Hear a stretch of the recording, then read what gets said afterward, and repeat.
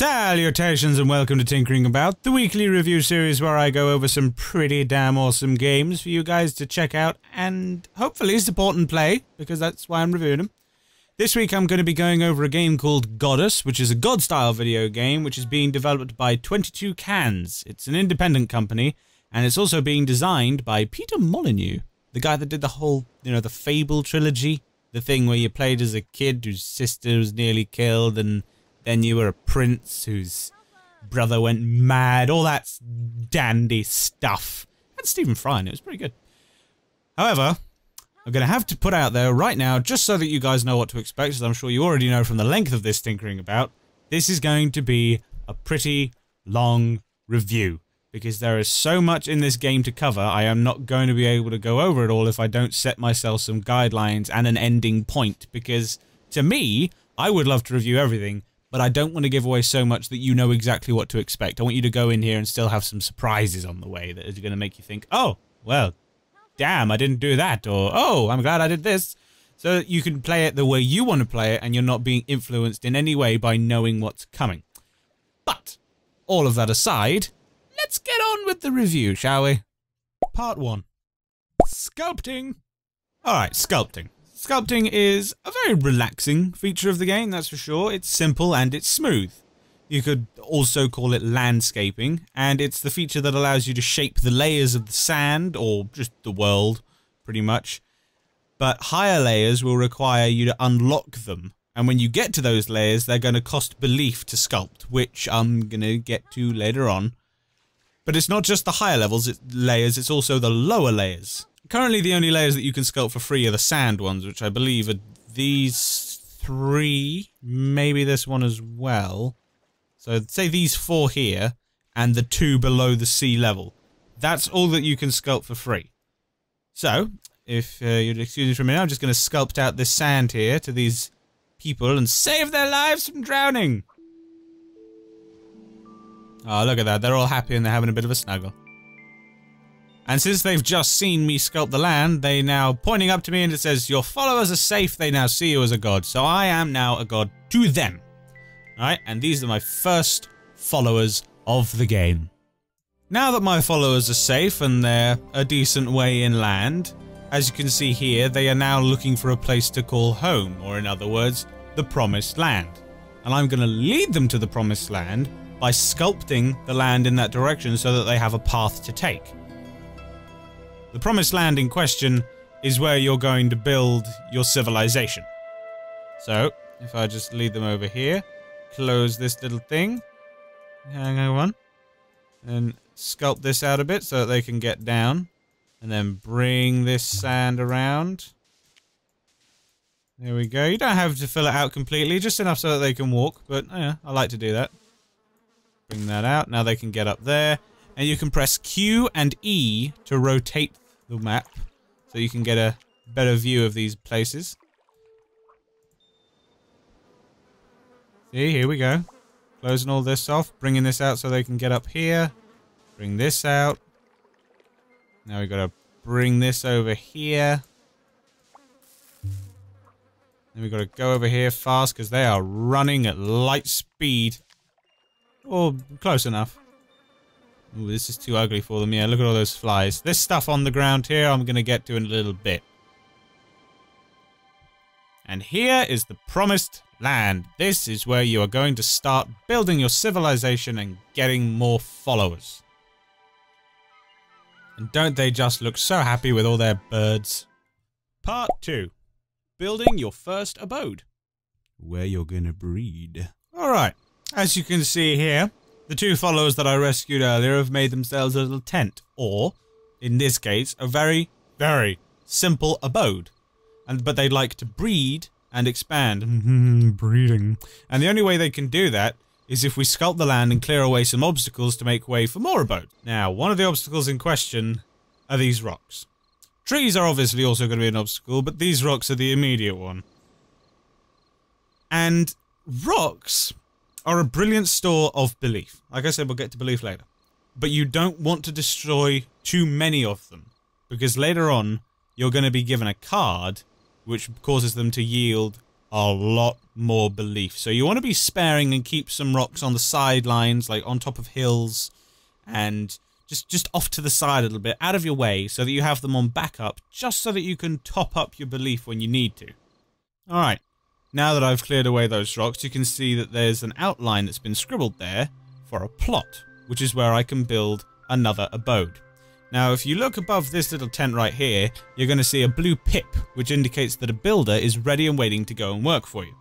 If a plot, like this one here, is within range of the house, or any house, essentially, the pip will appear for you to click and send the builder out to go and build on that plot. If it isn't, then no pip is going to appear. After clicking on it, there you go, look at that builder going away to do his job. The pip is going to fade, which means that a builder from that abode is out working. And once a new abode has been built, the builder is going to move into it and breed, while the house that he's moved out of is also going to breed, essentially giving you 2 extra followers. Which brings us to the next part. Part 3. Cards and stickers. Sticky. Right. Now that I've made some more abodes for my followers, you'll see in the top left here that there is a bar telling us how many followers we have and how large our population is. When it's full, we're given a reward for reaching that goal, and the reward is a card, and these cards give us new perks and abilities. However, to unlock these cards, we need to use stickers, which can be obtained through voyages, treasure hunting, or in other words, finding chests like this one up here, which are scattered around the world, or gems. So if I click on this, you'll see that we have the New Age shelters. This is a reward, fulfilling the population bar. This will need to be unlocked with stickers. There you go. Stickers hide in chests. You must find one. And there you are. This little bit has just been opened up to us. So let's grab this sticker and go get our first card. Right. Now this is the timeline. The timeline is essentially the leveling system of Godus, but there aren't levels per se. It's so much as new cards for us to unlock through increasing our population. You can scroll through the timeline to see what cards you'll get each time you hit your next population goal, but you don't have to get every single one of them. Don't think that you do, because you don't. You can use this to your advantage, and you can just save stickers for cards that could be very helpful for you later on instead of something else. So say, if you didn't want to get, you're going to have to get these, but which one don't you have to get? Say this Living Society. If you didn't want to get this, you didn't have to. You could just save up and get 10 times rock belief, which gives you 10 times more belief in rocks than they do now, obviously. Pretty self-explanatory. So, doing that might actually be a smarter thing to do, simply because stickers may seem very easy to get right now. You may get them in abundance, but later on they're going to be pretty difficult to get. So you're going to want to save cards and at least try and be a bit strategic with your advancements. The first card that we're given, though, is the New Age Shelters, which is basically the next level of abodes for our followers. And the better the abode, the more belief you get.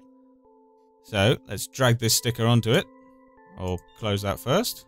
And then this. There we go. Let's drag this. Eventually, we'll get there. Right. Ding! We have just unlocked that card by sticking a sticker on it.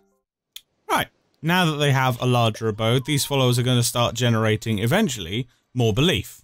And soon we're going to be unlocking a card which allows us to leash, which is going to make things a lot easier for us, but we're going to get to that a bit later on. Right now, however, let's move on to the next part, which is going to allow us to get up here. Part 4. Restoring Ruins. Now, we're given the Restore Ruin card.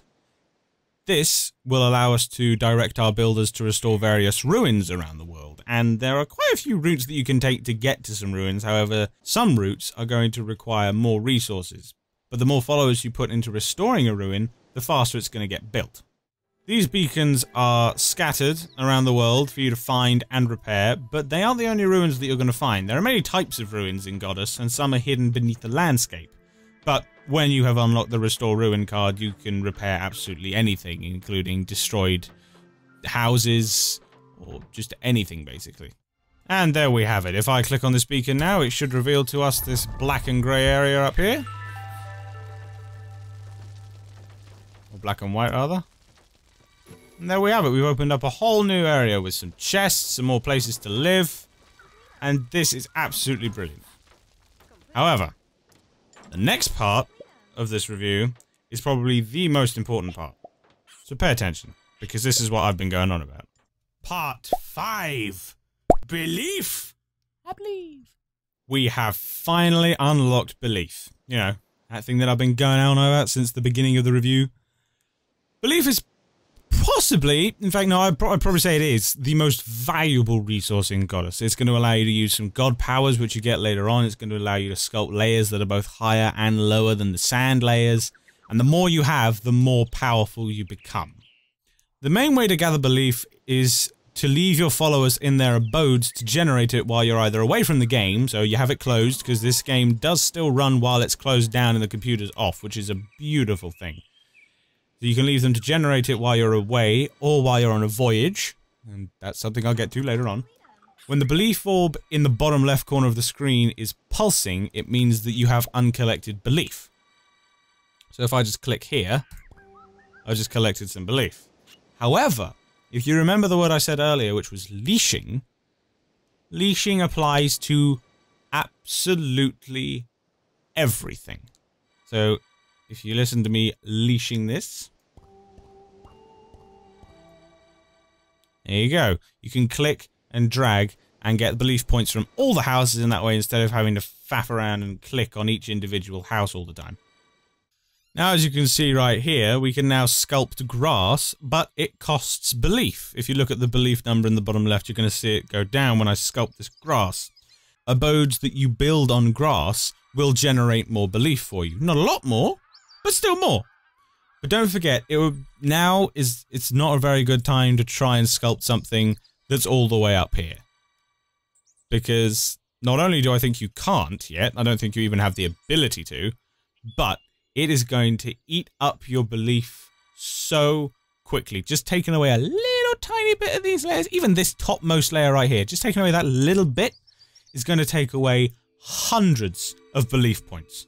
You can also use belief, when it comes to sculpting, to go on treasure hunts. And these little shoots of confetti that you can see right here, it means that there's a chest in that area which might have gems, might have stickers in it. You don't know until you open it. And you can sculpt the land to find it, and then open it up to get it. But bear in mind that you don't have to reveal the entire chest. You can just reveal a little tiny bit of it, and sometimes you can just click on that, which means you can save a little bit of belief. So if I just get rid of this bit here, and then try and get rid of this, I might be able to click on that corner. No, not quite. But I shouldn't have to take this grass all the way in. It just does it automatically. And there you have it. I've just done a little bit of treasure hunting. Let me just grab some of these belief orbs before I go on to the next part. As you can see up here, and this is where the fun really begins.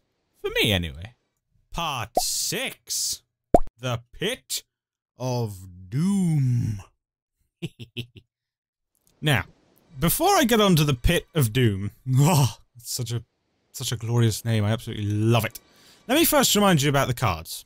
We've unlocked the Living Society card. Now this card is going to keep our followers occupied, it's going to keep them entertained, it's going to give them basically little social things that they can do to keep them happy, make them happier. You don't need to buy it whatsoever. You can go through the entire game without getting this card. It would be a waste of stickers if you didn't care about your followers. But I personally like to keep my people happy, so I'm going to get it. As you can see on the right, there is a happiness meter which tells us how happy our followers are, and you'll come to realize that later on, their happiness is actually pretty important. But I'm not going to go into too much detail about that. But all that happy, lovely stuff aside, let's move on to the Pit of Doom. Yes. The Pit of Doom unlocks gems. As you can see in the bottom right, this little number here is how many gems I have. Gems can be found in chests, like I said earlier. They can be obtained through voyages, or they can be gained by sacrificing followers to the pit. And thankfully, depending on which followers you sacrifice, the pit is going to give you a different amount of gems. And one nice thing about Godus is that you can't buy gems. Now, I'm aware that some people might think, oh, but what if I really want some gems that I can do all this stuff and just buy them off the Steam marketplace or whatever? No. 22 Cans believes that you've already spent your money on the game. You've already bought the game, therefore you shouldn't need to pay for anything else. So, woo! No microtransactions. and you can get it all in the game. And I like that. That's just a nice thing to do. Part 7. Leashing. We finally have access to leashing. I say this is probably the most important tool of Godus. Now, belief is the most important resource. Leashing is the most important tool. Because leashing allows you to send your followers to certain places that would otherwise be beyond their reach. You can put your followers all together and just send them into the pit, which I personally absolutely love doing. It's so lovely. Or send a group of builders, pardon me, to a specific plot that's outside the range of their abode. And you can have them work on that, like, say, an abode that's up on the mountains where I told you not to sculpt yet, so don't go and do that. But this is essentially a way of taking away your followers' free will. And there's no consequence for it at the moment, if you just take away their will and just say, hey, go over here all the time. But 22 Cans is working on an update that's going to monitor how much you leash. And it's eventually going to give you a penalty for essentially over-leashing. And it'll make your followers unhappy because you're taking away far too much of their free time. Also, don't forget that leashing also works with trees, as you can see. Like, look at this. Ooh, chest. And it also works on rocks. You can leash with pretty much anything.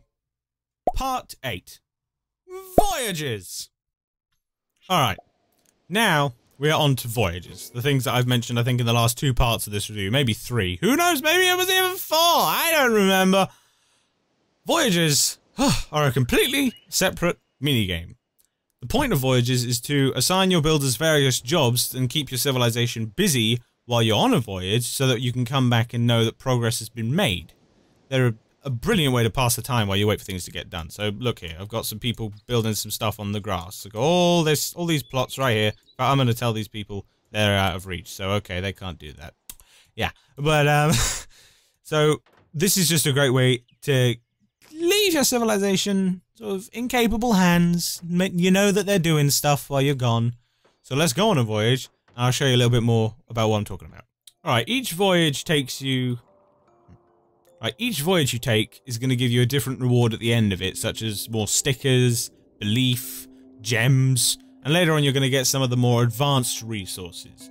And when you complete a voyage, you're going to get a large reward if you can get 100%, so get 3 stars on every single one of these islands. Now, as you can see at the top, we have a bar which shows us all the different scores and goals that we can get. While the number on the far left, this one right here, that's your total score, and the images below all the other numbers are what you receive for reaching that goal. Alright, now what you have to do in a voyage is get your followers from the boat to the fort as fast as possible with the quickest and later safest route possible, and the faster you get there, the more points you're going to get. And if you can get all 3 stars on every island, like I said earlier, you're going to get a big prize. So let's just get these people over here. And there you are. You'll know that when you have set up a path and they have a path to take, they're going to start whistling like this. And you can also get points for getting rid of these trees and rocks. So do that while they're walking. Just because these little points right here, they might help you reach that 3rd star. So you're just going to want to get rid of them all. Yeah. Deforest the place, get rid of all the rocks. Get rid of all that. Get rid of this. Make the island look a little bit nicer. There you go, and in he goes. We should now hit 2,000. There we go, we smacked 2,000, we got 3 stars. This one's really easy, obviously, because it's just the first island. Alright then, now here we have the champion. Now this is one of the dangers of a voyage. They are going to kill your followers if they come into contact with them. So you need to find the safest and fastest route around them to get your followers to the fort. Because if they die, you got to redo this, and it's going to be a pain. So what you can do is you can just cordon that off by 2 layers, because we all know that they don't go over 2 layers. There we go, they can now get there. We just want to cordon this off by 2 layers. Now that guy can't get to us, and we're all nice and safe. And why am I moving that layer when I want to move the layer that's above it? Yeah, I don't know. I'll just shove that in there. Fuck you, you can't get out. You're stuck now. And let's try and get rid of some of these while we're at it. You have to be pretty close to the champion for him to actually try and kill you, so this is a safe route. We're fine. There we go. Get rid of this. And bam, we should hit that 3-star mark. That should light up right there. Go on. Ooh, ooh. Are we? Are we going to meet it? Ooh, yeah, we're going to meet that. There you go, it lit up. Told ya! Alright, now this is the last thing I have to tell you about voyages. Now I should imagine this will appear in the actual world and not just on a voyage, but this stuff right here, this isn't rock that you can break. As it says, this is granite. And it stops you from sculpting, making it just a little bit trickier to create a safe path for your followers. Which is just a pain. Seriously, like, seriously, let's try and see if we can do this. Land, let's just cordon that off. Close, close, close, close, close. Pull that out. Now we want to close that area off. Or at least make it so that they can't fucking get down there. Right.